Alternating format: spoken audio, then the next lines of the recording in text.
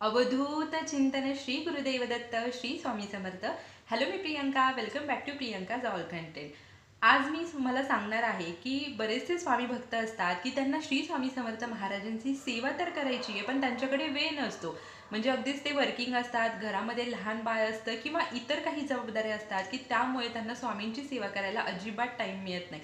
तर अशा वेळी तुम्हाला आज मी जी सेवा सांगणार आहे ती सेवा करण्यासाठी फक्त तुम्हाला मिनिमम 10 मिनिटांची गरज आहे.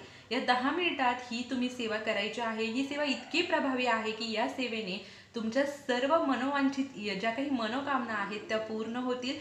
तुम्ही ज्या संकटात, ज्या अडचणीत, दुःखात, त्रासात असाल ते कायमचं तुमच्यापासून दूर निघून जाईल आणि श्री स्वामी समर्थ महाराजांचा आशीर्वाद तुम्हाला मिळेल आणि तुमच्याकडून महाराजांची सेवाही केली जाईल.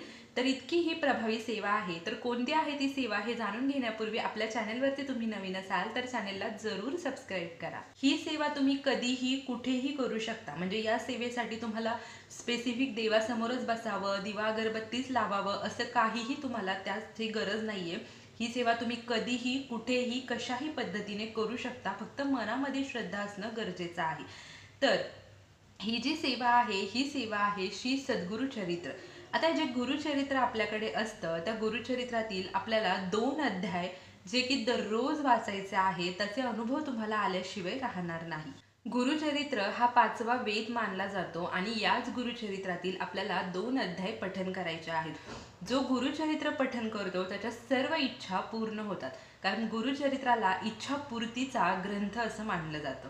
गुरुचरित्रातील 14वा आणि 18वा अध्याय जो कोणी दररोज पठन करतो त्याच्या सर्व इच्छित मनोकामना पूर्ण होतात.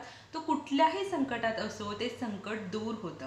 तर आता हे कशा प्रकारे पठन करायचं आहे आणि गुरुचरित्रातील 14वा आणि 18वा अध्याय पठन करण्याचे काय फायदे आहेत हे आपण जाणून घेऊया.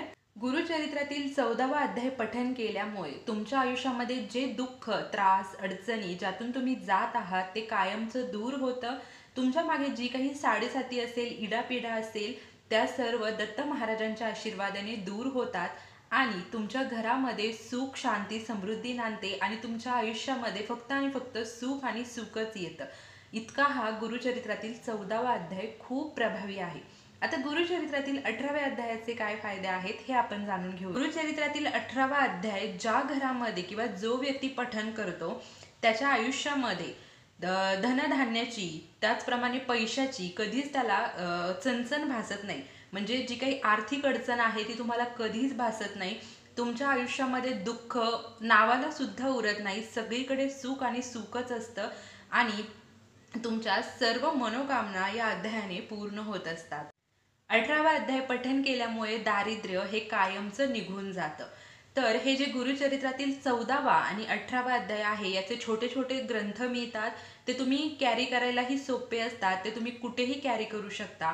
म्हणजे अगदी तुम्ही बसमध्ये चाललेले आहात तिथेही तुम्ही पठन करू शकता. कुठेही तुम्ही असाल, ऑफिसमध्ये असाल, जिथे कुठे तुम्ही कामात असाल त्या ठिकाणी तुम्ही हे गुरुचरित्रातील 14वा आणि 18वा अध्याय पठन करू शकता. अगदी लहानसे असे 2 ग्रंथ आहेत जे की कॅरी करायला तुम्हाला खूप सोपं आहे. आपल्याकडे गुरुचरित्राचा जो मोठा ग्रंथ असतो त्या ग्रंथातून तुम्हाला हा 14वा आणि 18वा अध्याय वाचायचा नाहीये. त्यासाठी तुम्ही गुरुचरित्रातील 14वा अध्यायाचं आणि 18व्या अध्यायाचं असं सेपरेट सेपरेट जी छोटी पुस्तकं तुम्हाला मिळतात ती आणायची आहेत. हे तुम्हाला स्वामी मठामध्ये, केंद्रामध्ये किंवा तुमच्या घराच्या आजूबाजूला जिथे कुठे आध्यात्मिक शॉप असेल, जिथे कुठे देवाचं साहित्य मिळतं त्या ठिकाणी तुम्हाला हे मिळून जाईल. आणि या ग्रंथाचा फक्त एकच नियम आहे, हा ग्रंथ तुम्हाला न चुकता दररोज हे 14वा आणि 18वा अध्याय पठन करायचे आहेत आणि याच्यामध्ये कसलाही खंड पडू द्यायचा नाहीये. जर तुम्ही कुठे बाहेर गावी जात असाल तर त्यावेळी तुम्ही तुमच्या पर्समध्ये हे कॅरी करू शकता आणि त्या ठिकाणीही पठन करू शकता. जर तुम्हाला हे ग्रंथ देवाच्या समोर बसून पठन करायचे असतील तर देवाच्या समोर तुम्ही तुपाचा एक दिवा लावा, 2 अगरबत्ती लावा आणि त्या ठिकाणी आधी 14वा अध्याय आणि नंतर 18वा अध्याय तुम्हाला पठन करायचा आहे. आणि तुमच्याकडे दत्त महाराजांचा मूर्ती फोटो असेल किंवा स्वामी समर्थ महाराजांचा मूर्ती फोटो असेल, त्यांना नमस्कार करून तुमची जी काही इच्छा आहे ती त्यांना बोलून दाखवायची आहे. असे ही अगदी लहानशी प्रभावी सेवा आहे. आणि त्यासोबतच तुम्हाला श्री स्वामी समर्थ या षडाक्षरी मंत्राचा एक माळ म्हणजे 108 वेळा जप करायचा आहे आणि तारक मंत्र तुम्हाला म्हणायचा आहे. या 3 प्रभावी सेवा तुम्हाला करायच्या आहेत. या सेवा करण्यासाठी तुम्हाला मिनिमम 10 मिनिटे लागतील.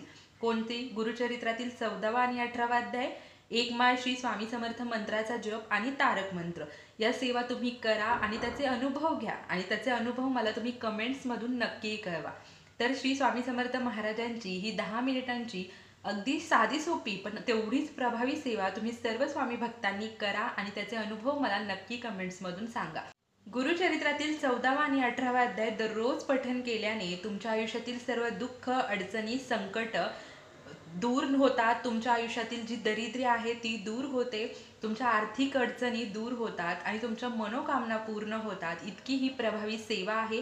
तुमच्या मुलांची, पतीची, तुमच्या संसाराची प्रगती होते. म्हणजे अर्थातच काय तर तुमचं पूर्ण आयुष्य सुखाचं होतं. तर तुम्ही त्याचे अनुभव नक्की घ्या. तुम्हाला हा व्हिडिओ आवडला असेल तर व्हिडिओला लाईक, शेअर, कमेंट करा. कमेंटमध्ये श्री स्वामी समर्थ, श्री गुरुदेव दत्त लिहायला विसरू नका.